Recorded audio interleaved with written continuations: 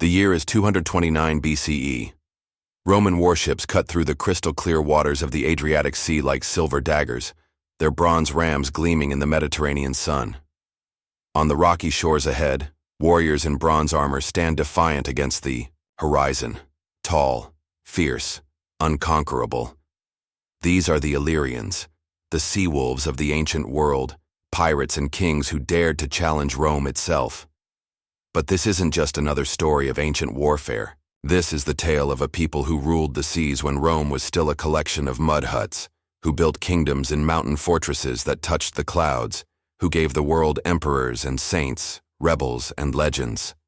Tonight, let me take you on a journey to the wild shores of the Adriatic, where eagles soar over limestone peaks and the spirits of ancient warriors still whisper in the wind. Close your eyes. Feel the salt spray on your face. Hear the crash of waves against marble cliffs. And let the ancient songs of Illyria carry you into dreams. In the beginning, there was only the sea and the mountains. The Adriatic stretched endlessly eastward, its turquoise waters meeting skies that seemed painted by the gods themselves. To the east rose the Dinaric Alps, their peaks crowned with snow even in summer. Their slopes covered in forests so dense that sunlight barely touched the ground beneath, ancient oaks and pines. Between the sea and the mountains lay a narrow strip of coastline, harsh and beautiful, where limestone cliffs plunged directly into deep waters and hidden coves promised shelter to those brave enough to claim them. It was here, in this land of stark contrasts and wild beauty, that the Illyrians first appeared in the mists of prehistory. They came not as a single people, but as a confederation of tribes united by language, culture, and an indomitable spirit that would echo through the centuries. Archaeological evidence suggests they arrived around 2000 BCE, Bronze Age warriors and shepherds who brought with them secrets of metalworking and a fierce independence that would define their descendants for millennia. The early Illyrians were children of both land and sea. In the mountainous interior, they built hill forts on strategic peaks, their stone walls following the natural contours of the ridgelines. These weren't mere defensive positions, they were statements of power, proclaiming to all who saw them that this land belonged to a people who would not bow to any authority save their own tribal chiefs and the gods of their ancestors.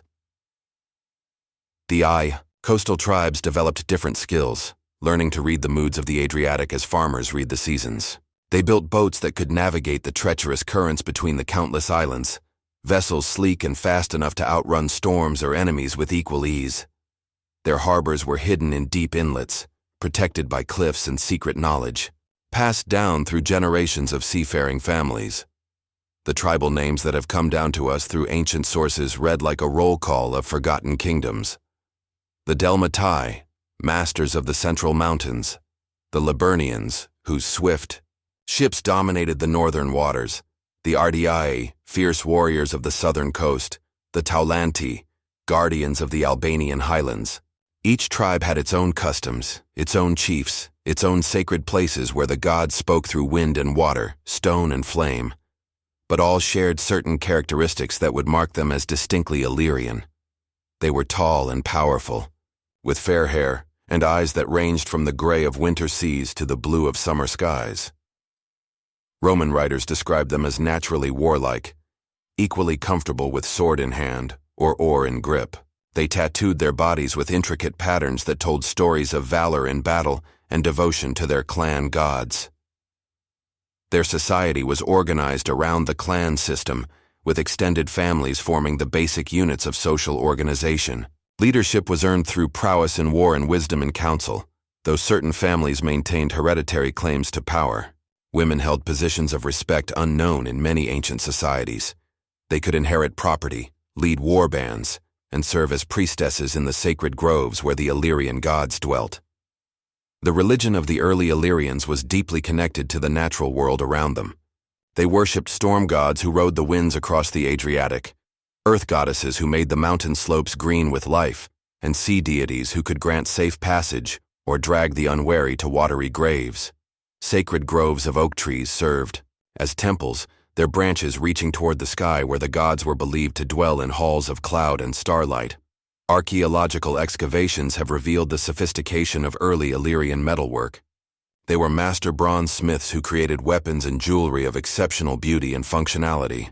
Their swords were perfectly balanced instruments of war, while their ornaments displayed artistic skills that rivaled anything produced in the Mediterranean world. The famous Illyrian helmets, with their distinctive crests and face guards, became symbols of warrior pride that were copied by other peoples throughout the region. The early settlements show careful planning and strategic thinking. Hill forts were positioned to control trade routes through mountain passes, while coastal villages commanded sea lanes between major ports. This wasn't random tribal wandering. It was the deliberate construction of a network of power that would allow the Illyrians to dominate their homeland for centuries. Trade relationships developed early with neighboring peoples. Illyrian amber, gathered from shores where the Adriatic met riverine deltas, was prized throughout the ancient world. Their silver, mined from mountain deposits that seemed inexhaustible, funded the growth of their settlements and the expansion of their influence. Most importantly, their ships carried goods and ideas between the Italian peninsula and the growing Greek colonies, making them essential intermediaries in the cultural exchanges that shaped the ancient Mediterranean. The oral traditions preserved in later historical accounts speak of legendary founders whose deeds established the patterns that would govern Illyrian society for generations. Illyrios, the mythical ancestor from whom the people took their name, was said to be the son of Polyphemus, the Cyclops whom Odysseus famously blinded. This genealogy, whether historically accurate or not, reveals how the Illyrians saw themselves as children of giants, inheritors of strength and stubbornness that made them unconquerable. Other legends tell of Queen Eurydice, who was said to have ruled the southern tribes in the dawn times, leading her warriors in battles that established Illyrian dominance over the coastal plains. These stories, passed down through generations of tribal storytellers, emphasized values that would remain central to Illyrian culture: courage in battle, loyalty to clan and tribe, and an independence so fierce it bordered on the mystical. The landscape itself shaped Illyrian character in profound ways. The mountains taught them endurance and the value of strategic patience. Rocky peaks that could only be taken through long sieges or treacherous climbs produced a people who understood that some victories required generations to achieve. The sea taught them adaptability and the importance of reading conditions before acting. Storms that could appear without warning from the Italian coast produced sailors who learned to respect forces greater than themselves while never surrendering to them. The climate of their homeland reinforced these lessons. Winters in the mountains were harsh, with snows that could cut off villages for months at a time. But summers along the coast were glorious, with warm days perfect for sailing, and mild nights ideal for the great festivals where tribal alliances were forged and renewed. This cycle of hardship and plenty taught the Illyrians to prepare for difficult times while celebrating good fortune when it came. Their agriculture reflected the challenging nature of their environment. In the mountains, they practiced a form of transhumant pastoralism, moving flocks of sheep and goats between high summer pastures and protected winter valleys. Along the coast, they grew olives and grapes on terraced hillsides, creating agricultural systems that could survive both drought and flood. These practices required communal cooperation and long-term planning, values that translated into their political and military organization. The early Illyrian language, reconstructed from later sources and archaeological evidence, reveals a people with sophisticated concepts of honor, kinship, and relationship to the land. They had dozens of words for different types of storms, reflecting their intimate knowledge of weather patterns crucial for both farming and sailing. Their vocabulary for family relationships was equally complex, indicating social structures that maintained detailed records of genealogy and obligation stretching back many generations. Military organization among the early tribes was based on the warband, groups of young warriors who fought together under the leadership of proven champions. These weren't professional armies in the later Roman sense, but rather associations of free men who came together for specific campaigns before returning to their farms and ships. Training began in childhood, with boys learning weapons handling, alongside traditional skills like boat building and animal husbandry.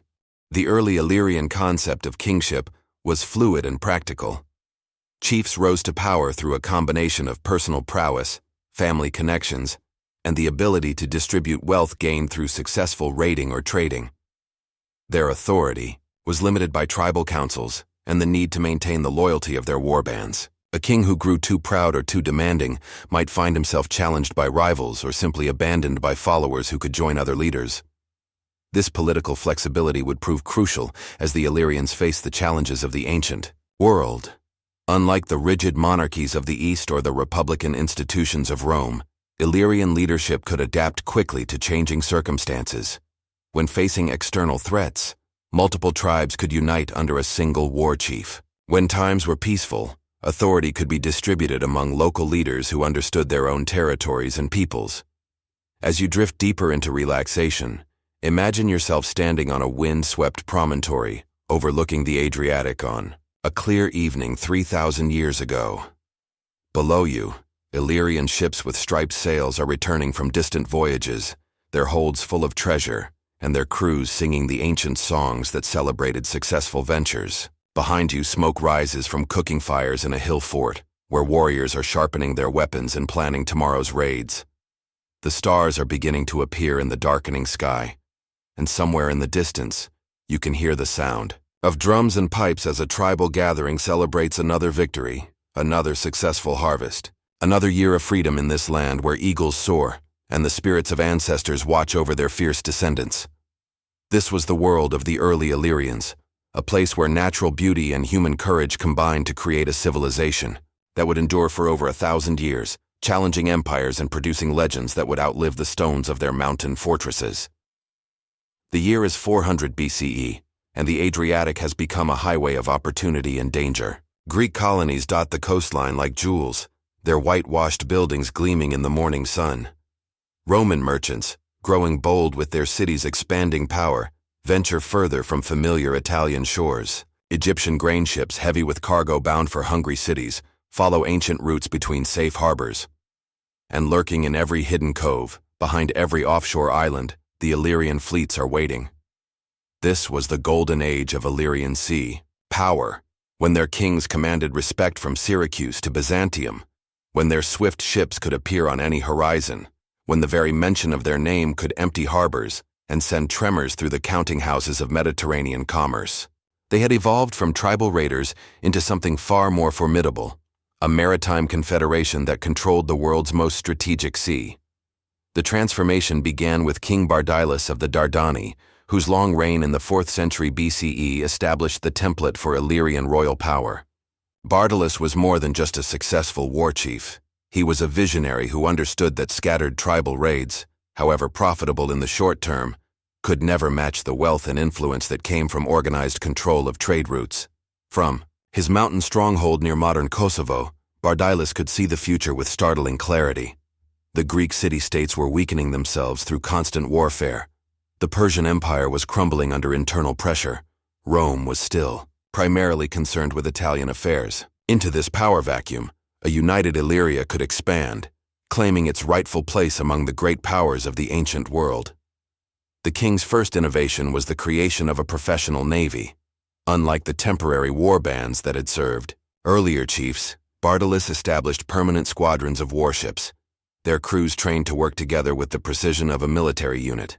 The vessels themselves were revolutionary, longer and faster than traditional Illyrian boats, equipped with bronze rams for ship-to-ship combat, but still shallow drafted enough to slip into hidden harbors where larger enemy vessels couldn't follow. These weren't mere pirate ships, despite what their enemies claimed.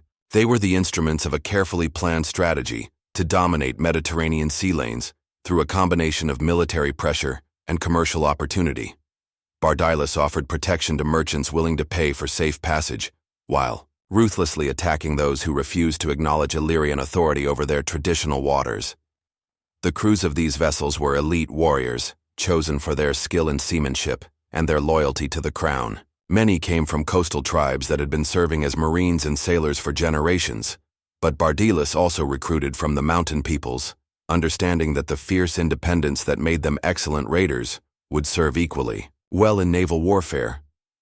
These men were bound to their king by oaths of personal loyalty, reinforced by generous shares in the profits of their ventures. The success of this naval strategy attracted the attention of other Illyrian rulers, who began to form alliances that would eventually unite most of the coastal and mountain tribes under centralized leadership. Chief among these was Queen Teuta of the Ardii, whose reign in the 3rd century BCE would mark the absolute pinnacle of Illyrian power and influence. Teuta inherited a kingdom that already controlled much of the southern Adriatic, but her ambitions extended far beyond the boundaries established by her predecessors. She envisioned an Illyrian empire that would stretch from the Alps to the Aegean, controlling not just sea routes, but the inland trade corridors that connected the Mediterranean world with the rich markets of Central Europe. The queen herself was a figure of remarkable charisma and intelligence, equally comfortable planning complex military campaigns and negotiating intricate trade agreements. Roman sources, despite their obvious bias against her, describe a ruler who commanded absolute loyalty from her subjects while maintaining diplomatic relationships with powers as distant as Egypt and Carthage. She spoke several languages fluently, understood the economic forces that drove Mediterranean politics, and possessed the military skills necessary to back up her diplomatic initiatives with force when required. Under Teuta's leadership, the Illyrian fleet expanded to over 200 warships, making it one of the largest naval forces in the ancient world. These weren't just coastal raiders anymore. They were deep-water vessels capable of reaching any port in the Mediterranean. The largest could carry crews of over 100 men, while the smallest were fast scouts that could outrun any pursuit while carrying messages between the scattered elements of the Illyrian Confederation. The economic impact of this maritime dominance was enormous. Illyrian-controlled ports became essential stops for merchants traveling between major commercial centers. The kingdom collected customs duties, port fees, and protection payments that funded an increasingly elaborate royal court and military establishment. Silver mines in the interior provided additional wealth, while tribute from subject tribes created a fiscal foundation that rivaled those of much larger empires. But wealth was only part of Teuta's strategy. She understood that lasting power required more than just military success. It demanded the creation of institutions that could survive individual rulers and maintain Illyrian influence across generations. She established permanent diplomatic missions in major foreign cities, created standardized legal codes that governed maritime commerce, and founded schools where young Illyrians could learn the languages and customs necessary for dealing with foreign powers. The queen also promoted cultural development that went far beyond the traditional tribal arts. Illyrian goldsmiths produced jewelry that was prized throughout the Mediterranean, while their poets composed epics that celebrated not just individual heroics but the collective achievements of their people. These cultural products served as propaganda tools, demonstrating to foreign observers that Illyria had evolved into a sophisticated civilization worthy of respect and alliance. The military innovations of this period were equally impressive. Illyrian engineers developed new siege techniques specifically designed for coastal warfare, creating mobile catapults that could be rapidly deployed from ships to attack harbors and coastal fortifications. Their infantry tactics combined the flexibility of tribal warbands with the discipline of professional armies, creating units that could fight effectively in the cramped quarters of ship decks or the rough terrain of mountain battles. Perhaps, most importantly, the Illyrians pioneered amphibious warfare techniques that wouldn't be seen again until much later periods. Their ships could beach on almost any coastline, disgorge troops for rapid raids, and escape before enemy reinforcements could arrive. This capability made every coastal city in the Mediterranean potentially vulnerable to Illyrian attack, a fact that gave Queen Teuta enormous diplomatic leverage even when she wasn't actively at war. The psychological impact of Illyrian sea power extended far beyond its immediate military effects. Merchants began to factor Illyrian protection costs into their business plans. Coastal cities started building stronger harbor defenses. Even major powers like Rome began to take seriously the possibility that their own coastlines might be vulnerable to attack from these northern barbarians who seemed to appear and disappear like sea ghosts. The diplomatic correspondence that has survived from this period reveals the complexity of Teuta's foreign policy. She maintained friendly relations with Carthage, partly because both powers shared an interest in limiting Roman expansion, but also because Carthaginian trade networks complemented rather than competed with Illyrian maritime activities. With the Greek city-states, her relationships were more complicated, involving a mixture of alliance, rivalry, and mutual economic dependence that shifted with changing political circumstances. Perhaps most remarkably, Queen Teuta established what might be called the first international maritime law code. Her rules governing piracy, trade protection, and port access were recognized and followed by merchants throughout the Adriatic and beyond. This wasn't imposed through pure force. It succeeded because it provided predictable standards that actually facilitated commerce while ensuring that Illyrian interests were protected. The royal court during Teuta's reign was a cosmopolitan center that attracted visitors from across the known world. Foreign ambassadors came to negotiate treaties and trade agreements. Merchants arrived to arrange protection for their shipping ventures. Scholars and artists found patronage for projects that celebrated both Illyrian achievement and international cultural exchange. The palace itself, built on a commanding height overlooking the main naval base, was designed to impress visitors with both its architectural sophistication and its strategic position. The Queen's personal fleet included vessels that were floating palaces, equipped with luxurious quarters for diplomatic missions and ceremonial occasions. These ships served as symbols of Illyrian power when they appeared in foreign harbors, their purple sails and golden decorations proclaiming the wealth and confidence of their owners. When Queen Teuta traveled for diplomatic meetings, her escort included dozens of warships whose disciplined formations demonstrated the military power that backed up her negotiations. The intelligence networks that supported Illyrian naval operations were equally sophisticated. Merchants, fishermen, and coastal dwellers throughout the Mediterranean provided information about enemy movements, commercial opportunities, and political developments that might affect Illyrian interests. This information was collected and analyzed by court officials, who understood that knowledge was often more valuable than weapons in determining the outcomes of conflicts. Trade relationships during this period extended far beyond the immediate Mediterranean region. Illyrian amber reached markets in India, while Chinese silk found its way to Illyrian courts through complex networks of exchange that demonstrated the kingdom's integration into global commerce. These long-distance relationships provided both wealth and diplomatic influence that enhanced Illyrian power in more direct military and political contexts. The religious life of the kingdom also evolved during this period, as Illyrian deities were syncretized with foreign gods in ways that facilitated international relationships while maintaining local traditions. Temples became centers of cultural exchange, where foreign visitors could worship their own gods while participating in Illyrian ceremonies that celebrated the kingdom's maritime achievements. As Queen Teuta's reign reached its zenith around 230 BCE, the Illyrian Confederation controlled maritime routes that connected the Black Sea with the Western Mediterranean, the Italian peninsula with the Greek archipelago, and the North African coast with the European mainland. This was an achievement comparable to the great maritime empires of later history, accomplished by a people whose total population probably numbered less than 1 million. But power of this magnitude inevitably attracted the attention of rivals, who possessed even greater resources and ambitions.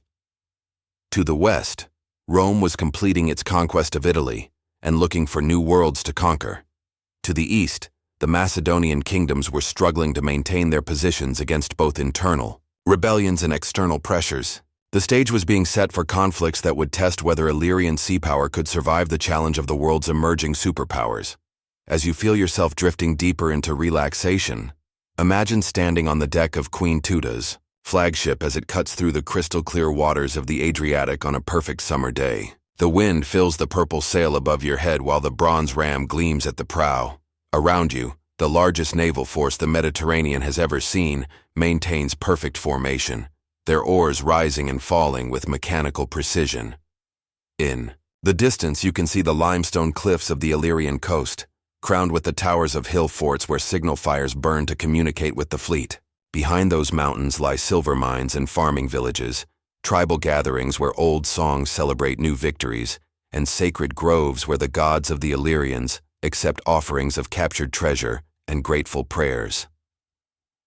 This is the moment of greatest triumph, when a people who began as scattered mountain tribes have created an empire of the sea, when their ships command respect in every harbor from Alexandria to Massilia, when the mere sight of their striped sails on the horizon is enough to make merchant captains change course and coastal cities strengthen their defenses.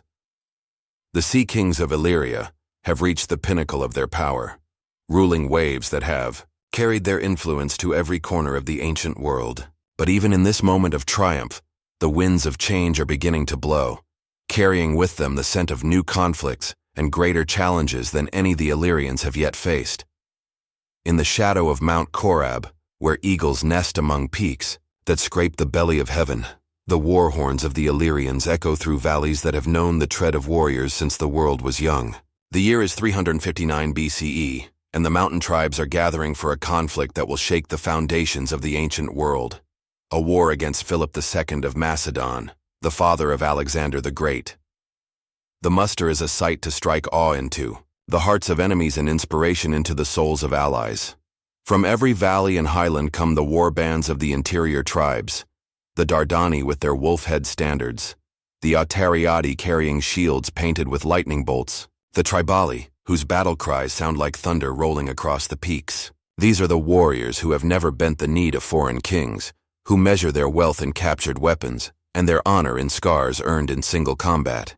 Leading them is King Bardylus, now in the twilight of his long reign but still, possessed of the iron will that has made him legendary throughout the Balkans. At nearly 90 years old, he moves with the careful dignity of a man who has seen empires rise and fall, who has negotiated with Persian satraps and Athenian generals, who has carved out a kingdom from the unforgiving stone of the mountains, and held it against all comers for more than half a century. The Illyrian army that assembles in the highland meadows is unlike anything the civilized world has ever seen. These aren't the rigid phalanxes of Greek hoplites or the disciplined legions that Rome will later perfect. They are something older and wilder, war bands bound together by oaths of personal loyalty, equipped with weapons that reflect both individual skill and tribal tradition, organized according to principles that value courage above order and honor above survival. The warriors themselves are magnificent specimens of humanity shaped by generations of mountain life and constant warfare. Tall and fair-haired with eyes the color of winter storms, they move with the easy grace of men accustomed to rough terrain and sudden violence. Their arms and faces bear intricate tattoos that tell the stories of their deeds in battle, while their hair is braided with bronze ornaments that catch the light like captured fire. Their weapons are works of art as much as instruments of war. Illyrian swordsmiths have perfected techniques that produce blades of exceptional sharpness and durability, while their spear points are forged with prayers to the war gods beaten into the metal, along with carbon and iron. Shields bear the emblems of individual clans and personal achievements, creating a visual history of the warrior culture that has dominated these mountains for centuries. The armor they wear combines practical protection with symbolic meaning.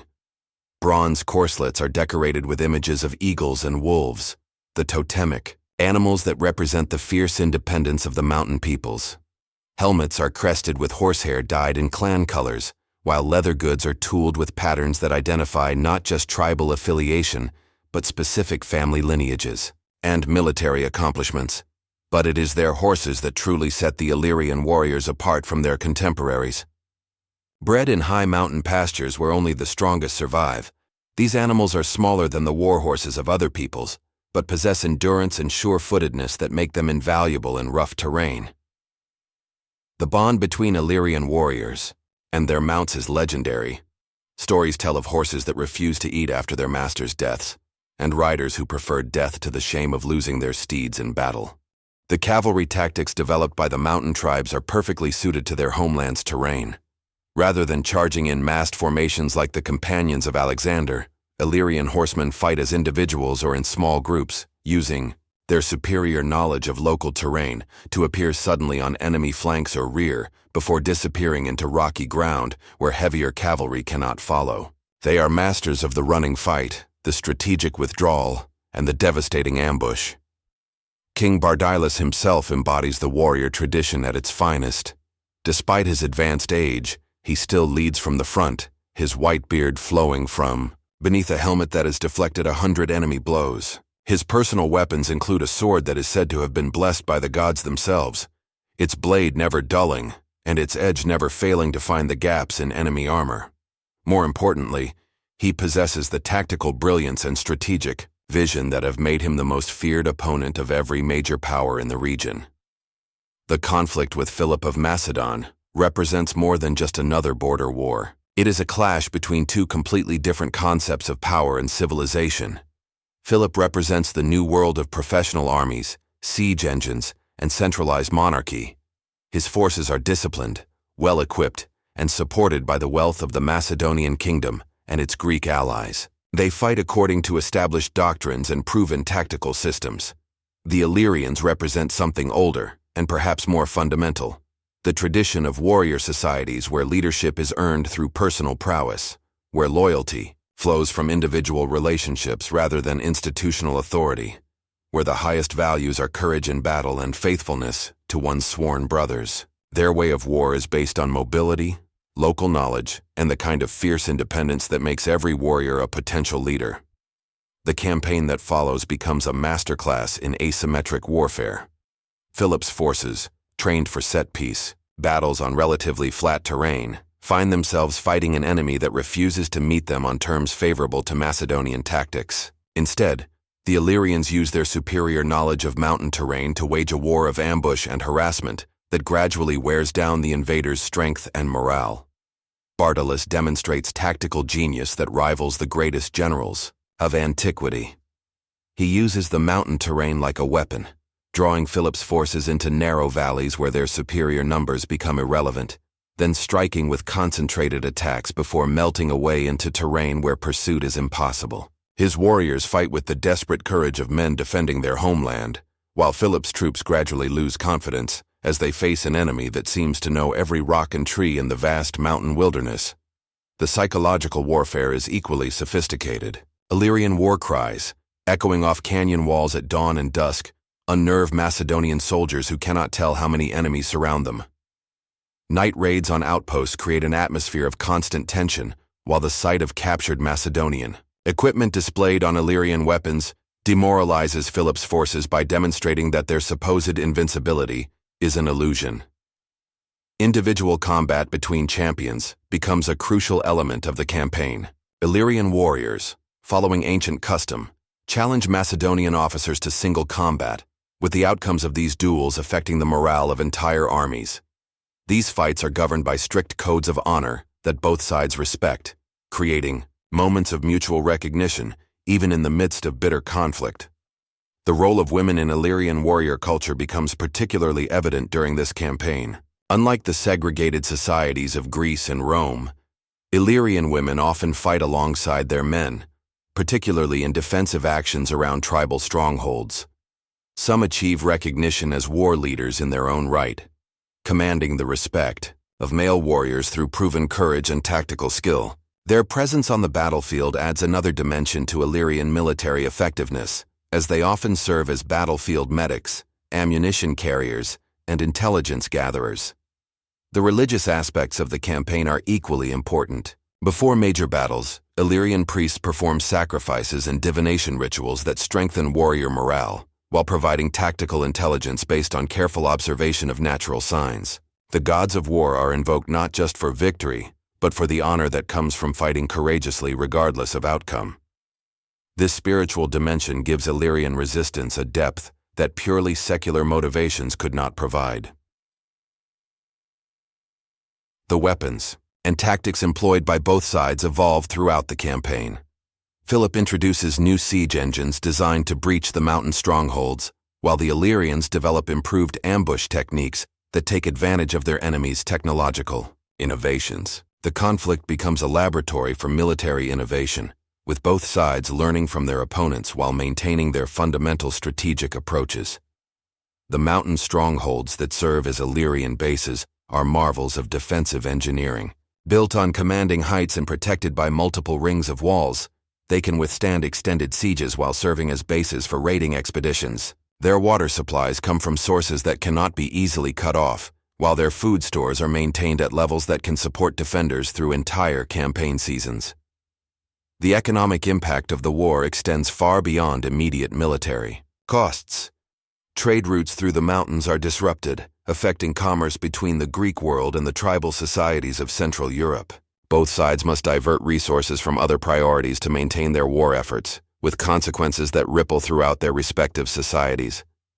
Despite initial Macedonian advantages in equipment and training, the campaign gradually turns in favor of the Illyrians. Their superior knowledge of terrain, combined with the desperate motivation of men fighting for their homeland, begins to tell against Philip's professional soldiers. Macedonian losses mount while reinforcements become increasingly difficult to obtain and maintain in the harsh mountain environment. The climactic battle of the campaign takes place in a high mountain valley where both armies are finally forced to fight on relatively even terms. Here, the individual courage and superior weapons of the Illyrian warriors prove decisive. Though outnumbered, they fight with such ferocity that Philip's forces break and retreat, leaving the field to Bardylus and his mountain warriors. The victory resonates throughout the ancient world, proving that the new military systems pioneered by Philip are not invincible when faced with determined resistance based on superior local knowledge and uncompromising courage. The news travels to every corner of the Mediterranean, inspiring other peoples who face Macedonian expansion while establishing the Illyrians as the premier warriors of the Balkans. But victory comes at a cost. King Bardylus, though triumphant, recognizes that this war has demonstrated the growing power of centralized kingdoms like Macedon. The age of tribal independence is ending, and the Illyrians must adapt if they are to survive the challenges that lie ahead. The old king begins planning for a future that will require new forms of organization and new strategies for maintaining Illyrian freedom in a changing world. As you drift deeper into the peaceful embrace of sleep, imagine yourself standing on a mountain peak overlooking the battlefield, where the eagles of Illyria have defeated the phalanxes of Macedon. The evening light catches the bronze of scattered weapons, while in the distance victory fires burn in Illyrian camps, where warriors celebrate their triumph with ancient songs that honor both the living and the dead. The mountain winds carry the scent of pine forests and the sound of distant streams, reminding you that this harsh but beautiful land has shaped a people who value freedom above safety, honor above comfort, and courage above all the treasures of the civilized world. Tonight, the warriors of the Eagle sleep peacefully in their mountain strongholds, secure in the knowledge that they have proven themselves worthy of their ancestors and their gods. But even in victory, they understand that greater challenges lie ahead, for they have glimpsed the future in Philip's disciplined armies, and they know that the world is changing in ways that will test every assumption about warfare, politics, and the very nature of power itself. The morning mist rises from the Adriatic like the breath of sleeping giants, revealing a sight that has struck terror into the hearts of Roman merchants for generations. There, silhouetted against the pale dawn sky, rides the flagship of Queen Teuta, its purple sail emblazoned with the golden eagle of the Adriatic, its bronze ram cutting through the waters with the deadly grace of a hunting shark. The year is 231 BCE, and Rome has just sent an ultimatum to the Illyrian court: cease all attacks on Roman shipping or face the consequences. But the woman who receives this message is not some tribal chieftain to be intimidated by threats. She is Queen Teuta, ruler of the most powerful maritime kingdom the Adriatic has ever seen, commander of a fleet that numbers over 200 warships, and a leader whose name is spoken with respect from Carthage to Constantinople. Teuta inherited her throne under circumstances that would have challenged any ruler. Her husband, King Agron of the Adriatic, had died suddenly at the height of his power, leaving behind a vast but loosely organized confederation of tribes whose loyalty was based more on personal relationships than institutional structures. Many expected the kingdom to fragment, with various chiefs asserting their independence and the carefully built maritime empire dissolving into chaos.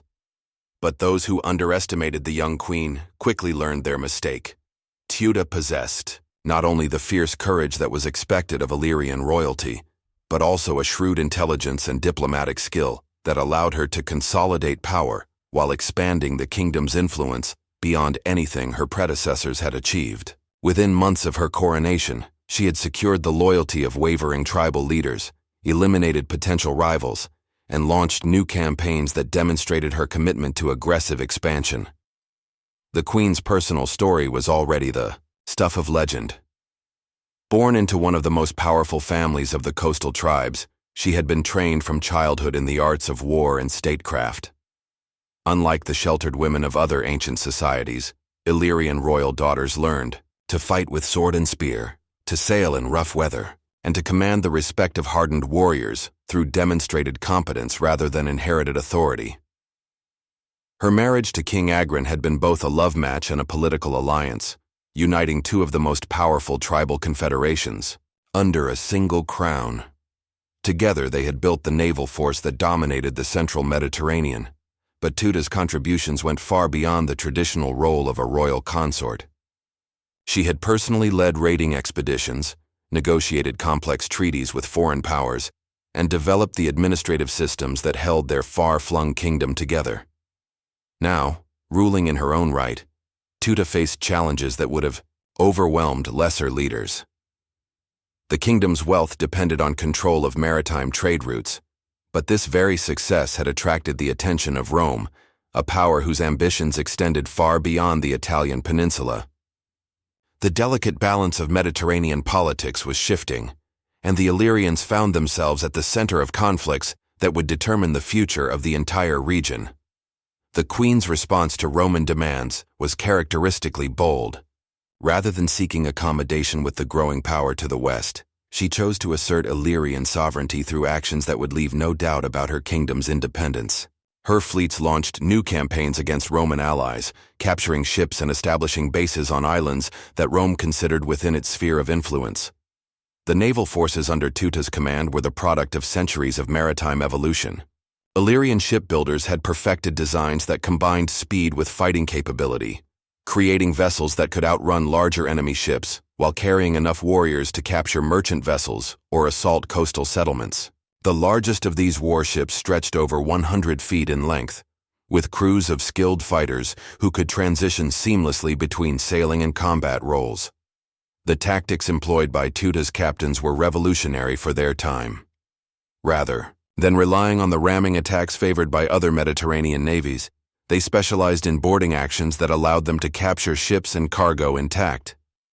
Their vessels were equipped with grappling hooks, boarding planks, and specialized weapons designed for ship-to-ship combat. Most importantly, their crews were trained to work together with the precision of a military unit while maintaining the individual initiative that made them effective in the chaos of naval warfare. The economic foundation of Teuta's power extended far beyond simple piracy. The Illyrian kingdom controlled a sophisticated network of ports, trading posts, and allied settlements that generated wealth through customs duties, protection fees, and direct participation in legitimate commerce. Merchants who accepted Illyrian oversight found their voyages safer and more profitable, while those who refused faced the constant threat of attack by ships that seemed to appear from nowhere and vanish just as quickly. The Queen herself was a master of psychological warfare, understanding that her reputation could be as effective as her actual military forces. Stories of her personal courage in battle, her generosity to loyal followers, and her ruthless treatment of enemies spread throughout the Mediterranean, creating an aura of invincibility that often achieved her goals without requiring actual combat. Enemies who might have resisted a conventional military force often surrendered at the first sight of her distinctive purple sails. The royal court over which Teuta presided was a fascinating blend of traditional tribal customs and international sophistication. Foreign ambassadors found themselves participating in ceremonies that honored ancient Illyrian gods, while discussing trade agreements that spanned the known world. The Queen spoke several languages fluently, understood the political dynamics of distant kingdoms, and maintained intelligence networks that provided her with information about developments throughout the Mediterranean basin. Her personal fleet included ships that served as floating palaces, equipped with luxurious quarters for diplomatic missions and ceremonial occasions. These vessels were symbols of Illyrian power and sophistication, their arrival in foreign harbors creating impressions that reinforced the kingdom's status as a major regional power. When Queen Teuta traveled for negotiations or state visits, her escort of warships served as both protection and intimidation, reminding all observers of the military force that backed up her diplomatic initiatives. The administrative systems that governed Teuta's maritime empire were remarkably advanced for their time. The Queen established standardized procedures for collecting tribute from subject territories, managing the complex logistics of maintaining fleets across vast distances, and coordinating military operations that might involve dozens of ships and thousands of warriors. These innovations allowed the Illyrian kingdom to function as an integrated political entity rather than a loose confederation of independent raiders. The religious dimensions of Teuta's rule were equally important. As a queen, she served not only as a political and military leader, but also as a high priestess of the traditional Illyrian deities. Her authority was considered to derive from divine favor as much as personal achievement, and her success in battle and diplomacy was seen as evidence of continued divine support. This spiritual aspect of her leadership strengthened her position with traditional tribal followers, while providing legitimacy that foreign powers were forced to respect. The conflict with Rome that defined the latter part of Teuta's reign began, not with grand strategic planning, but with a series of incidents that escalated beyond anyone's initial intentions. Illyrian ships, operating according to traditional practices that had been accepted for generations, captured Roman vessels that were traveling through waters the queen considered to be under her jurisdiction. Rome, increasingly confident in its growing power, demanded not just the return of captured property, but recognition of Roman authority over sea lanes that had been controlled by Illyrians for centuries. The diplomatic exchanges that preceded the actual warfare reveal the fundamental incompatibility between Illyrian and Roman approaches to international relations. Teuta operated according to personal honor codes and traditional practices that emphasized reciprocal relationships between sovereign powers. Rome increasingly demanded submission to its authority and acceptance of legal principles that recognized no equals in the Mediterranean world. When negotiations failed, both sides prepared for a conflict that would test their respective military systems and political structures. Teuta's advantages lay in superior knowledge of local waters, the loyalty of experienced naval crews, and alliances with other powers that had reasons to oppose Roman expansion. Rome's strengths included larger resources, more systematic military organization, and the ability to coordinate land and sea operations on a scale that no previous Mediterranean power had achieved. The First Illyrian War that erupted in 229 BCE showcased both the capabilities and limitations of Illyrian sea power. Teuta's fleets achieved initial successes that demonstrated their tactical superiority in familiar waters, capturing Roman ships and establishing temporary control over strategically important sea lanes. These victories reinforced the queen's reputation while proving that Roman naval power was not yet capable of projecting force effectively in the eastern Mediterranean. However, the Romans adapted quickly to Illyrian tactics, developing new approaches to naval warfare that neutralized many traditional advantages. More importantly, they demonstrated an ability to sustain long-term military efforts that gradually wore down Illyrian resistance through sheer persistence rather than tactical brilliance. The war became a contest between Illyrian skill and Roman resources, with the outcome depending on which factor would prove more decisive. The land campaigns that accompanied the naval warfare revealed another dimension of the conflict. Roman legions, supported by allied Greek forces, began systematic campaigns against Illyrian coastal strongholds. These operations demonstrated Roman improvements in siege warfare and amphibious assault techniques, but they also showed the difficulties of conquering a people whose entire culture was built around resistance to foreign domination. Teuta's response to these challenges demonstrated both her personal courage and her strategic understanding of the broader conflict. Rather than seeking a negotiated settlement that would preserve some measure of Illyrian independence, she chose to continue resistance. Even when the military situation became increasingly desperate, her decision reflected not just personal pride, but also an understanding that Illyrian culture and political traditions could not survive the kind of subordination that Rome demanded. The queen's final campaigns were characterized by increasingly desperate attempts to maintain Illyrian independence through alliances with other anti-Roman powers and innovative tactics that took maximum advantage of local conditions. These efforts included coordinated attacks with Gallic tribes from the north, diplomatic overtures to Carthage and the Hellenistic kingdoms, and the development of new forms of guerrilla warfare that combined traditional Illyrian strengths with lessons learned from fighting Roman forces. The climax of the war came with a series of battles that tested both the military capabilities and the political will of the combatants. Roman forces, led by consuls who understood the strategic importance of eliminating Illyrian sea power, launched coordinated campaigns that targeted both naval bases and inland strongholds. Teuta's forces responded with counterattacks that demonstrated their continued fighting effectiveness, while revealing the limitations of their resources and strategic options. The personal courage that Queen Teuta displayed during these final battles became legendary throughout the ancient world. Eyewitness accounts describe a leader who fought alongside her warriors, sharing their dangers while maintaining the strategic oversight necessary for effective command. Her presence on the battlefield inspired extraordinary efforts from troops who understood that they were fighting not just for territory or tribute, but for the survival of their way of life.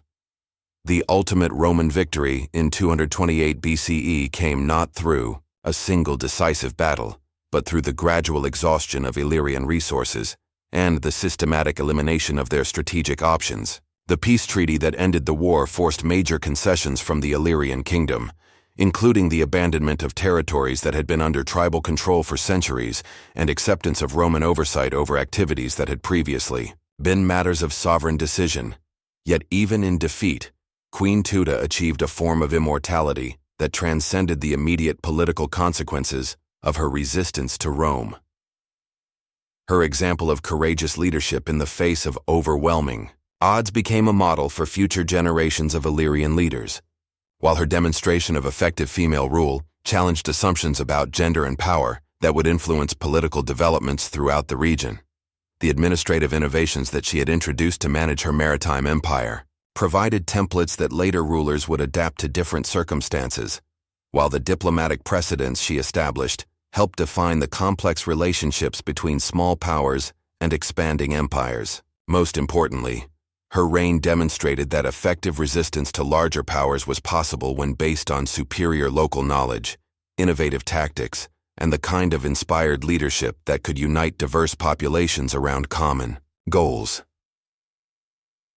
As you feel the gentle pull of sleep drawing you deeper into relaxation, imagine yourself standing on the deck of Teuta's flagship as it cuts through the moonlit waters of the Adriatic on a calm night. The purple sail above catches the silver light while the ship moves with the silent grace of a hunting predator.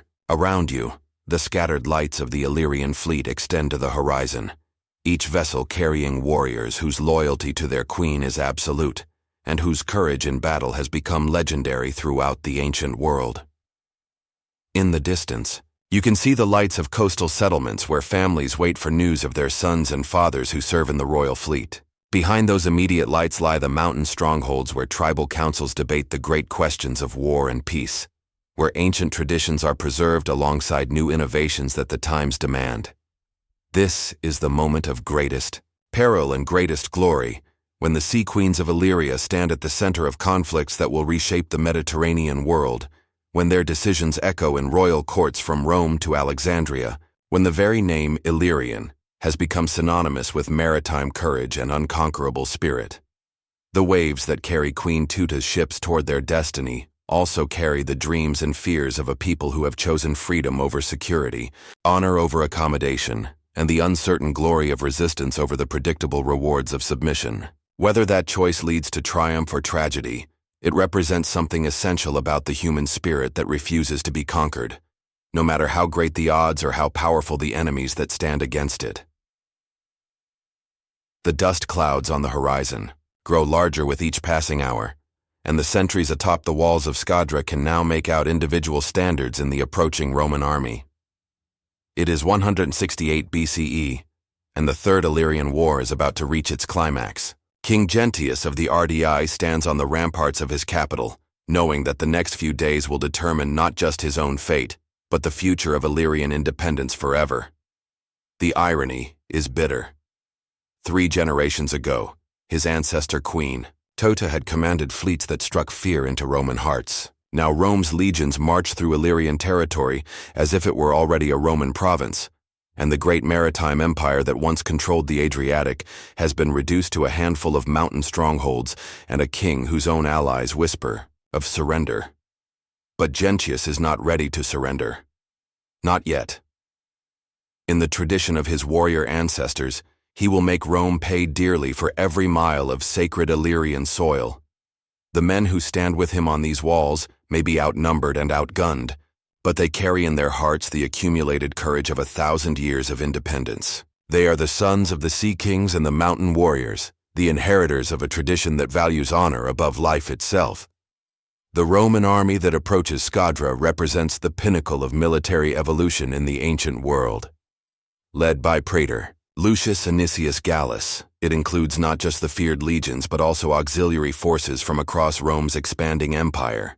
Greek engineers with their sophisticated siege engines, Gallic cavalry whose mobility rivals that of the Illyrians themselves, and Balearic slingers whose accuracy with their weapons has become legendary throughout the Mediterranean. More ominously, the Roman force includes Illyrian contingents, warriors from tribes that have already submitted to Roman authority and now fight against their former kinsmen. This is perhaps the cruelest blow of all, for it demonstrates how completely Roman policy has succeeded in fragmenting the unity that once made the Illyrians invincible. Where once 100 tribes would rally to the call of a threatened king, now brother fights brother, while Rome profits from the divisions it has so carefully nurtured. The transformation of Illyria from independent kingdom to Roman target has been a gradual process spanning nearly a century. Each war has resulted in further restrictions on Illyrian sovereignty, more territory placed under direct Roman control, and greater limitations on the activities that had traditionally provided the economic foundation for Illyrian power. The once mighty fleet has been reduced to a few dozen vessels, while the tribute-paying territories that supported the royal court have been systematically absorbed into Rome's provincial structure. Yet the changes go deeper than simple political subjugation. Roman merchants now dominate the trade routes that Illyrian ships once controlled, while Roman law increasingly supersedes the traditional customs that had governed tribal relationships for centuries. Roman colonies have been established at strategic points along the coast, their Latin-speaking populations serving as anchors for further expansion and cultural transformation. The process has been so gradual that many Illyrians have adapted to it without fully understanding its implications. Tribal leaders who cooperate with Roman administrators receive privileges and protection, while those who resist find themselves isolated and eventually eliminated.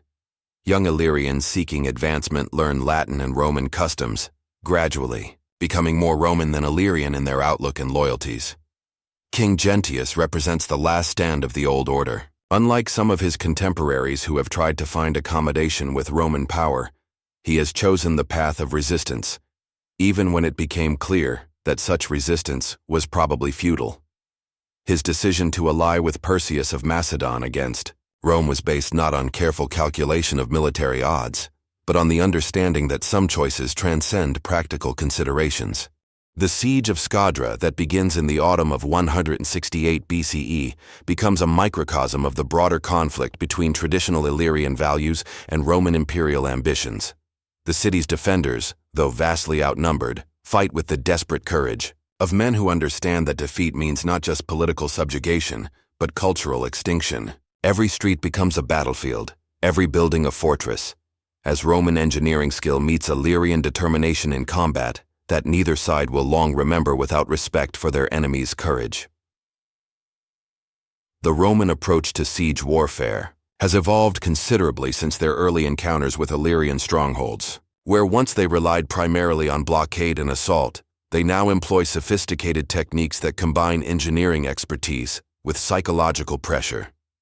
Catapults and ballistae systematically destroy defensive works, while carefully coordinated attacks prevent the defenders from repairing damage or organizing effective counterstrikes. But the Romans have also learned to respect Illyrian fighting qualities. The legionaries who assault Skadra's walls know they face warriors whose skill in individual combat often exceeds their own, whose knowledge of local terrain provides constant tactical advantages, and whose willingness to fight to the death makes every victory costly. Roman casualty reports from the siege, preserved in historical accounts, reveal the price paid for each yard of ground captured. The defense of the city showcases traditional Illyrian military virtues at their finest. Individual warriors perform feats of heroism that become legendary, while the collective courage of the defenders inspires efforts that Roman observers describe with admiration despite their political opposition. Women fight alongside men, not as auxiliaries but as full combatants whose skills with weapons match their dedication to the cause of independence. King Gentius himself leads by example, appearing wherever the fighting is heaviest, sharing the dangers of common soldiers while maintaining the strategic overview necessary for effective command. His presence on the walls inspires extraordinary efforts from defenders who understand that they fight not just for their own lives, but for the survival of everything their ancestors held sacred. The religious dimensions of the siege add another layer of meaning to the conflict. Illyrian priests perform ancient ceremonies that invoke the protection of tribal gods, while Roman augurs seek divine approval for their military operations. The clash becomes not just political and military, but spiritual, with both sides claiming divine favor for their causes. The civilian population trapped within Skadra's walls displays the same courage as the military defenders.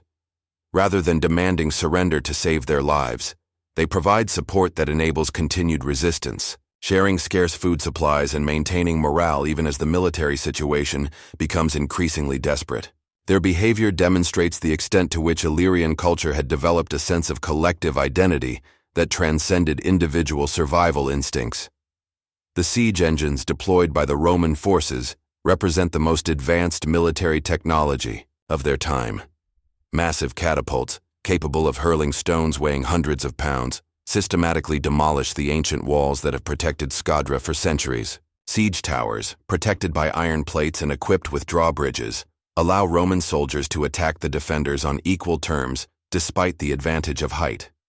Yet Illyrian ingenuity responds to these technological challenges with innovations that demonstrate their continued military creativity. Defenders develop new techniques for undermining Roman siege works, create improvised weapons that take advantage of local materials, and organize sorties that strike at vulnerable points in the besieging forces. These efforts cannot ultimately overcome Roman numerical and technological advantages, but they prove that Illyrian military tradition retains its vitality even under the most adverse circumstances. The intelligence warfare that accompanies the siege reveals another dimension of the conflict. Both sides employ networks of spies and informants who provide information about enemy intentions and capabilities. The Romans use their superior resources to corrupt potential defectors among the defenders, while the Illyrians rely on superior local knowledge to gather intelligence about Roman operations. As the siege drags on through the winter months, the human cost becomes increasingly apparent. Starvation and disease take their toll on both sides, though the confined defenders suffer more severely than the besiegers who can receive regular supplies from the Roman logistical system. Yet the moral ascendancy gradually shifts toward the defenders, whose continued resistance against overwhelming odds begins to attract admiration even from their enemies. The diplomatic efforts that continue parallel to the military operations reveal the complexity of the political situation. Roman offers of favorable terms for surrender are carefully crafted to appeal to different factions within the defending force, while Gentius seeks to maintain unity through appeals to traditional values and historical precedents. The negotiations serve primarily as propaganda exercises for both sides, but they also demonstrate the continuing importance of honor and reputation in determining political outcomes. The final assault on Skadra comes in the early spring of 167 BCE, when Roman engineers have finally breached enough of the defensive works to make a general assault feasible. The attack begins before dawn, with Roman forces striking simultaneously at multiple points to prevent the defenders from concentrating their remaining strength. The fighting that follows represents the climactic test of everything both sides have learned about warfare during their long conflict. King Gentius fights to the end, falling sword in hand while defending the inner citadel where the sacred fires of his ancestors have burned for centuries. His death marks not just the end of individual resistance but the conclusion of an entire historical epoch. With him dies the last independent Illyrian kingdom, and with his kingdom disappears a way of life that had flourished on the shores of the Adriatic since the Bronze Age. The Roman victory is complete but not without cost. The casualties suffered in taking Skadra remind Rome's leaders that conquest of brave peoples requires prices that purely military calculations cannot measure. The respect that Roman writers express for Illyrian courage in defeat suggests recognition that something valuable has been destroyed, along with the political structures that had sustained Illyrian independence. The aftermath of the siege reveals the systematic nature of Roman policy toward conquered peoples. Skadra is not just occupied but transformed, its Illyrian character gradually erased through the introduction of Roman institutions, Roman law, and Roman colonists. The process serves as a template for the broader Romanization of Illyrian territory, a cultural transformation that will ultimately prove more lasting than the military conquest that made it possible. Yet even in defeat, the Illyrian example provides inspiration for future generations of resistance fighters. The courage displayed at Skadra becomes part of a tradition that will influence later struggles for independence throughout the Balkans. The memory of King Gentius and his warriors becomes a symbol of the principle that some things are worth dying for, regardless of the practical odds of success. The prisoners taken at Skadra face various fates that illustrate Roman approaches to dealing with conquered populations. Some are sold into slavery, their military skills making them valuable as gladiators or bodyguards for wealthy Romans. Others are transported to distant parts of the empire, where their potential for causing trouble is minimized by separation from familiar surroundings and supportive communities. But a few receive different treatment, being incorporated into the Roman military system where their skills can serve imperial purposes. These men face the difficult choice between loyalty to their conquered homeland and acceptance of new opportunities within the expanding Roman world. Their decisions will influence the future development of Illyrian identity under Roman rule.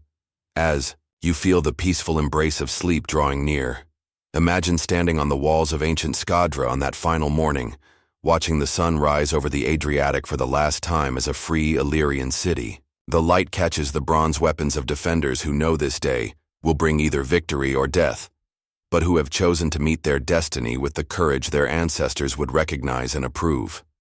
In the distance, the Roman camps stretch across the plain like a second city, their ordered rows of tents and disciplined sentries representing a new kind of power that will reshape the Mediterranean world. Yet on these ancient walls, the traditions of 1,000 years live on in the hearts of warriors who understand that some defeats are more glorious than victories, some endings more meaningful than beginnings. The eagles that nest in the mountain peaks behind the city will continue to soar long after the last Illyrian king has fallen, and perhaps in their flight, future generations will see the spirits of men who chose honor over life, independence over security, and the uncertain glory of resistance over the predictable rewards of submission to superior force. This is the end of one story, but also the beginning of another, as the Illyrian people begin their long journey from independent warriors to Roman subjects, carrying within their hearts the memory of what they once were and the hope of what they might someday. The marble streets of Salona gleam white in the morning sun, their geometric precision a testament to Roman engineering and imperial ambition. But listen carefully, and beneath the Latin conversations of toga-clad magistrates and the measured cadence of marching legionnaires, you can still hear older rhythms, the lilting syllables of Illyrian dialects, the ancient songs that mothers sing to their children, the whispered prayers to gods whose names predate Rome by 1,000 years. This is Illyria, in the 1st century CE, transformed beyond recognition yet somehow still itself, a Roman province that has learned to wear the toga while keeping the tribal tattoos hidden beneath civilized cloth. The conquest is complete. The legions have moved on to new frontiers, but the deeper transformation, the making of Romans from Illyrians, continues with the slow inevitability of geological change. The city of Salona itself embodies this cultural metamorphosis. Built on the site of an ancient Illyrian settlement, it has grown into the largest urban center east of the Adriatic, its population swelled by Roman colonists, retired legionnaires, and ambitious locals who have learned to navigate the complex currents of imperial politics. The forum at its heart, decorated with statues of Roman gods and emperors, stands on foundations that once supported shrines to Illyrian deities, whose names are now spoken only in the countryside. Yet the transformation is not simply one of replacement, but of synthesis. In the residential districts where successful Illyrian families build their villas, Roman architectural forms incorporate decorative elements that echo ancient tribal motifs. The mosaics that adorn their floors tell stories from classical mythology, but the faces in those stories often bear the high cheekbones and clear eyes that mark their creators as descendants of mountain warriors. The process of Romanization has created new forms of identity that previous generations could never have imagined. Young Illyrians educated in Roman schools speak Latin with perfect fluency while maintaining fluency in the tribal languages they learned at their mother's knees. They serve as officers in Roman legions, governing distant provinces with the same administrative skills their ancestors used to manage mountain confederations. Yet in their private moments, they still feel the pull of ancient loyalties and half-remembered songs. The Roman military system has proven particularly effective at integrating Illyrian martial traditions into imperial service. The auxiliary cohorts recruited from the mountain tribes have become some of Rome's most effective fighting units, their traditional skills in rough terrain and individual combat enhanced by Roman discipline and equipment. These soldiers serve throughout the empire, from the forests of Germany to the deserts of Africa, carrying with them the fierce courage that made their ancestors legendary. But military service brings more than just employment opportunities. It creates networks of loyalty and mutual obligation that extend far beyond tribal boundaries. Illyrian soldiers serving together in distant lands form bonds that transcend their original clan affiliations, while veterans returning to their homeland bring with them perspectives shaped by encounters with dozens of different peoples and cultures. The veteran settlements that spring up around former military camps become laboratories for cultural innovation. Here, retired soldiers from throughout the empire establish new communities that blend traditions from their various homelands. An Illyrian veteran might marry a woman from Gaul, adopt architectural styles learned in Syria, and worship gods whose cults originated in Egypt, all while maintaining the essential aspects of identity that mark him as a son of the Dinaric Alps. The economic opportunities created by Roman rule transform traditional Illyrian society in ways that are simultaneously liberating and threatening. The mountain tribes, once dependent on raiding and tribute for their wealth, discover new sources of prosperity in mining, trade, and specialized manufacturing. Silver mines that had operated on a small scale for centuries are expanded using Roman engineering techniques, their output flowing to markets throughout the empire. The harbor cities experience even more dramatic changes. Ports that once served primarily as bases for Illyrian warships become commercial centers, handling trade between Italy and the eastern provinces. Merchant families that had once financed pirate expeditions now invest in shipping ventures that carry goods from Britain to the Black Sea. The risks are different, but the rewards can be equally spectacular. Yet prosperity brings its own challenges. Traditional patterns of authority, based on personal loyalty and proven courage in battle, compete with new forms of power derived from wealth, education, and political connections. Tribal elders who commanded absolute respect in their mountain villages find their influence challenged by young men who have learned the arts of rhetoric and Roman law. The religious transformation of Illyria under Roman rule is particularly complex. The imperial cult, which requires public acknowledgement of the emperor's divine status, provides a unifying focus that transcends tribal boundaries. But the traditional gods of the Illyrians prove remarkably adaptable to Roman theological structures, often being identified with classical deities who share similar attributes or functions. The goddess Bindis, long worshipped by the Illyrian tribes as a protector of warriors and sailors, becomes associated with Diana in Roman contexts while maintaining her distinctive local characteristics. Her shrines, rebuilt in Roman architectural styles, continue to attract pilgrims who pray in Latin for blessings that their ancestors had sought in forgotten tribal languages. The continuity of religious practice provides psychological stability for communities struggling to maintain their identity within an expanding imperial system. Christianity's arrival in Illyria during the 2nd century CE adds another layer of complexity to an already intricate religious landscape. The new faith attracts followers partly because its emphasis on spiritual equality appeals to people whose traditional social structures have been disrupted by Roman rule. Early Christian communities in Illyria often include both Roman colonists and local converts, creating new forms of social solidarity that transcend ethnic boundaries. The educational system established by Roman authorities becomes a crucial mechanism for cultural transformation. Schools in major cities teach Latin grammar, Greek philosophy, and Roman law to students whose grandfathers might have been illiterate warriors. This education opens doors to careers in imperial administration, but it also creates tensions between generations and competing forms of cultural authority. Young Illyrians who excel in Roman schools often find themselves caught between worlds. Their classical education prepares them for success in imperial society, but it also distances them from the traditions that shaped their families for centuries. Some embrace their new opportunities completely, adopting Roman names and customs while carefully hiding their tribal origins. Others struggle to maintain connections to their ancestral culture while navigating the demands of Roman society. The legal system provides another arena where traditional Illyrian customs encounter Roman institutional structures. Roman law, with its emphasis on written codes and formal procedures, gradually supplants the personal and customary justice that had governed tribal societies. Yet local magistrates, often drawn from prominent Illyrian families, find ways to accommodate traditional practices within Roman legal frameworks. Property rights, marriage customs, and inheritance practices all undergo gradual transformation as Roman legal principles interact with Illyrian social traditions. The changes are often subtle, preserving the appearance of continuity while fundamentally altering the substance of social relationships.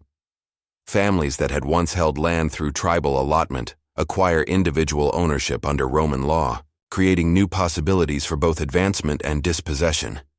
The urban planning that transforms Illyrian settlements reflects Roman concepts of civilization and order. Ancient hill forts with their irregular walls following natural contours are abandoned in favor of planned cities built on geometric principles.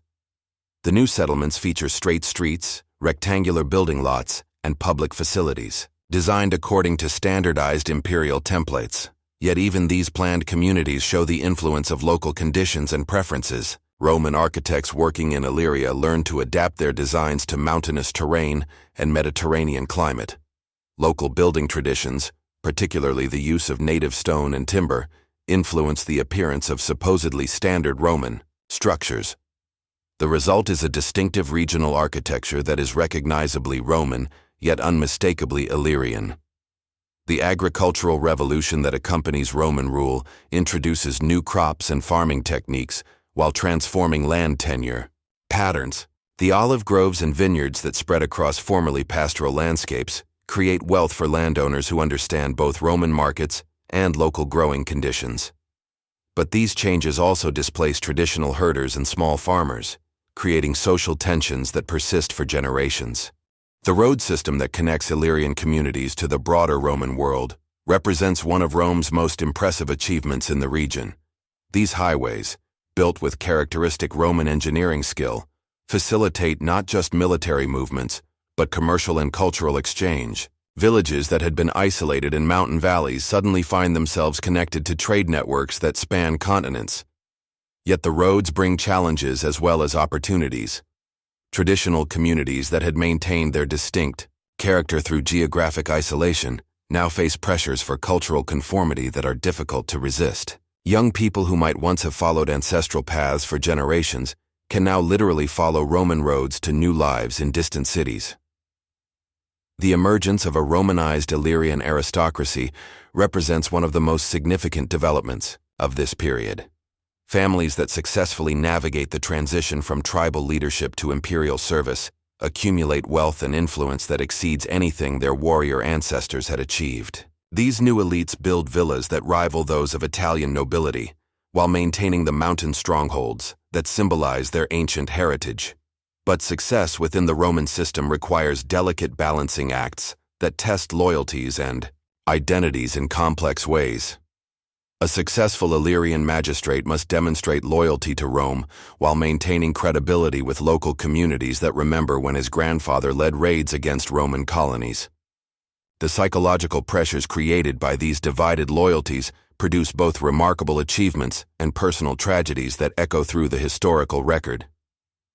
The cultural production of Romanized Illyria reflects these complex identity negotiations. Poets writing in Latin incorporate imagery and themes drawn from tribal traditions, while sculptors create works that blend classical techniques with local aesthetic preferences. The result is an artistic heritage that belongs fully to neither tradition while drawing strength from both. The military careers that provide advancement opportunities for ambitious young Illyrians also create new forms of cultural exchange and identity formation. An Illyrian officer serving on the German frontier might adopt Germanic military techniques that he later introduces to his homeland, while forming friendships with colleagues from throughout the empire who influence his perspectives on politics, religion, and social organization. These career patterns create networks of loyalty and influence that extend far beyond traditional tribal boundaries. Illyrian veterans who have served together in distant campaigns maintain connections that can be activated for political or economic purposes decades after their military service has ended. The Roman military system thus creates new forms of social organization that supplement, rather than simply replace, traditional kinship structures.